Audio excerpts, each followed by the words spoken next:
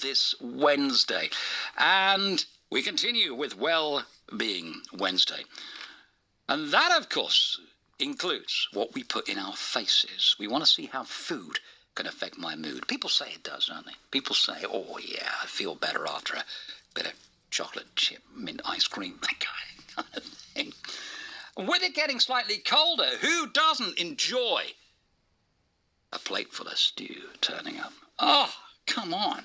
Natasha Hodge is a nutritional advisor from Natasha is Wide-Eyed. Back on the show with us, Tasha. Hello. Oh, lovely to speak to you, James. How you doing? Very well, my friend, very well. And I've often wondered this, the impact of food on our moods. We've long suspected it might be a case. Is it, Natasha?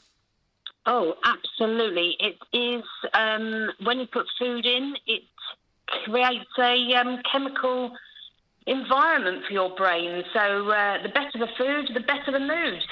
The better the food, the better the mood. Well, there you go. I suppose there is a slight danger because, I would be the first to admit I feel better after a bowl of ice cream, but it's not that good for me, right?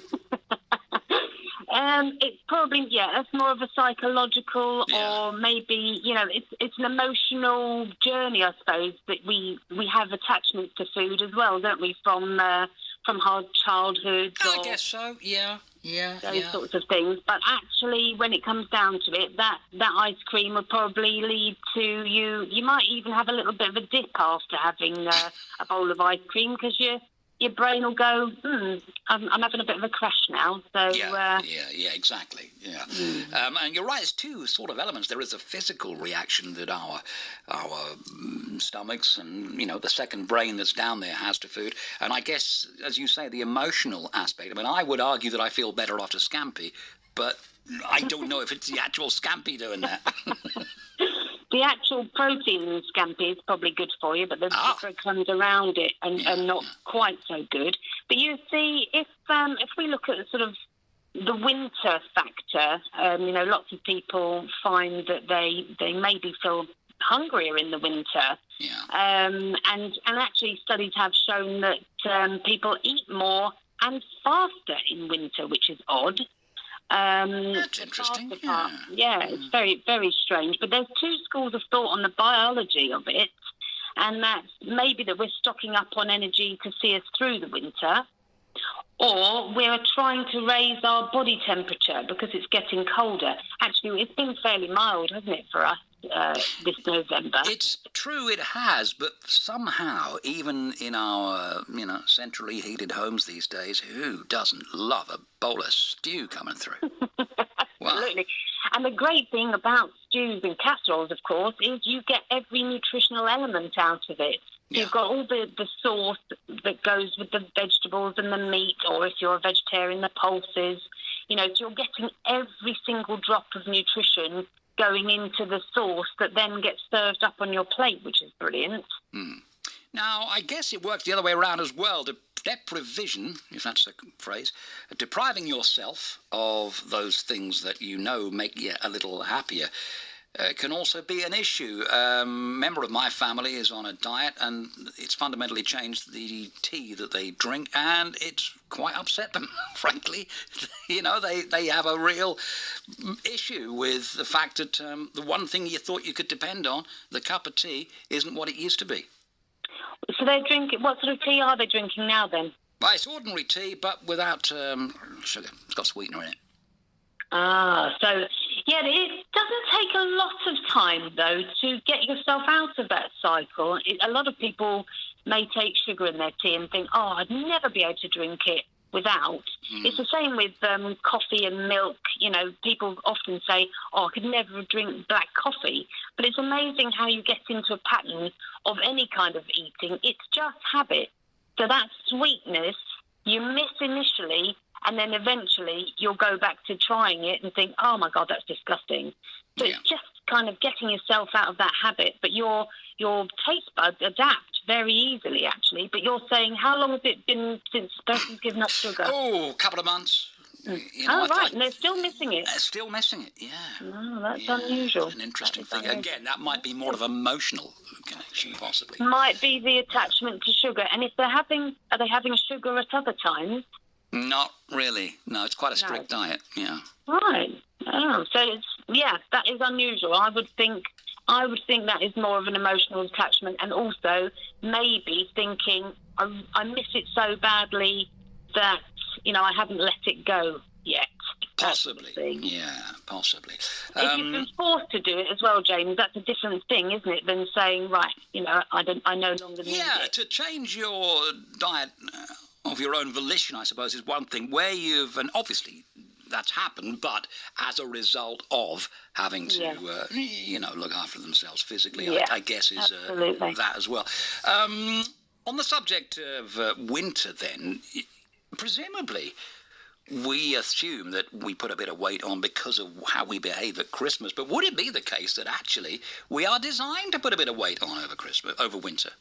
We are definitely supposed to have a little bit more fat because, of course, that is a protective substance that keeps us warm and also sees us, because obviously we burn more energy if we're cold. So we need a little bit of padding so that we've got full back.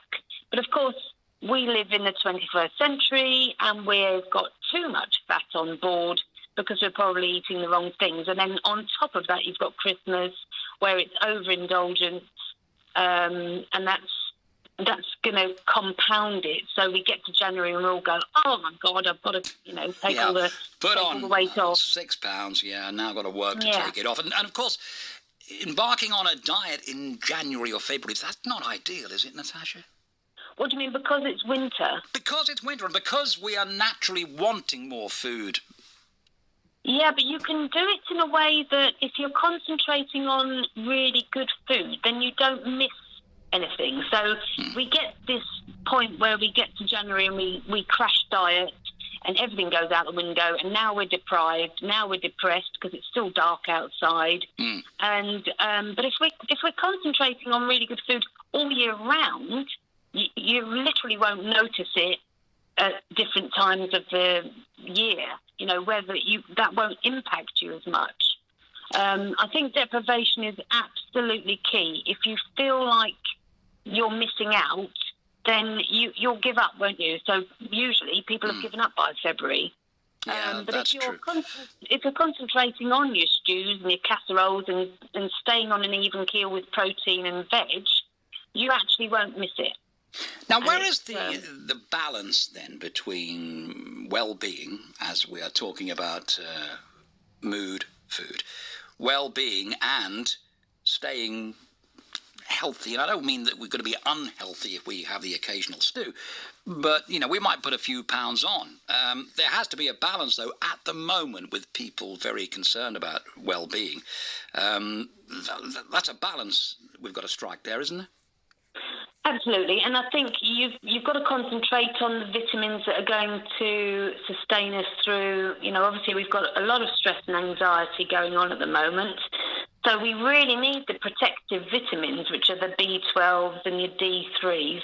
We often forget about a very important vitamin called K2, and that works in conjunction with D3, and that's found in meat and eggs and butter and basically foods that haven't been mucked about with. So if you concentrate on those, your well-being takes care of itself because your body can utilise those things. Gotcha. Your mood stays stable, and also your body stays at the right weight as well because it's not storing anything as fat. Gotcha. Is there a food that can actually make us feel warmer? Not particularly, no. It's obviously a food that you've cooked and is warm actually increases your body temperature. So that's obviously why we eat warm food in the winter time. Although, of course, our houses are well insulated and heated, hopefully. But that, of course, is habit. But it's still good for us to have our temperature at a good point. If you're cold, as I say, you're burning fat. Which is, I suppose, is a good way. So you need to get outside during the winter months to burn off those sort of carbohydrates that you might well have fill I that was on. going to ask you this. If I were to approach this from a physics aspect, I would suggest, and I have spoken about this before, and I'm not entirely sure if I've ever had an answer to it. If I wanted to heat a bag of water 6 foot tall, it would use a lot of energy to keep it up at 38 degrees, which is what we are. So the body must use a lot of energy to maintain its temperature. That in itself is losing us weight, isn't it? So if you were a bit chilly, would that not be good for you? Yeah, it is. It is actually good for the body to try and maintain its temperature. So it is actually good for us to drop our temperature by going outside or having our houses, not heated to the max. The thermodynamic calorie in, calorie out theory, though, is very flawed because we don't burn calories in the same way as burning fuel, as it were. Right. So even though we're burning glucose or we're burning the alternative fuel, which is the ketones, it's so complex how we work that it's not as easy as saying, right, well, if I burn off 3,500 calories, but I only need 2,500, then, I'm losing a pound of weight or whatever it is. Just doesn't work like that.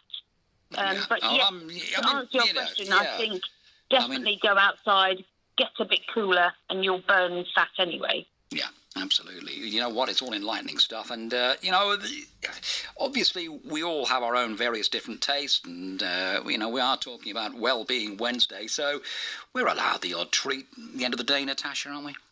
I think, make it rare, but enjoy it when you do. Yeah. And just don't make it a daily habit. And then, in fact, then it becomes more of something that you enjoy at that moment, doesn't it? And something to look forward to. Look forward to, yeah. Yeah, but just keep your mood in mind and think, I want to nourish myself so that I actually feel the best I possibly can.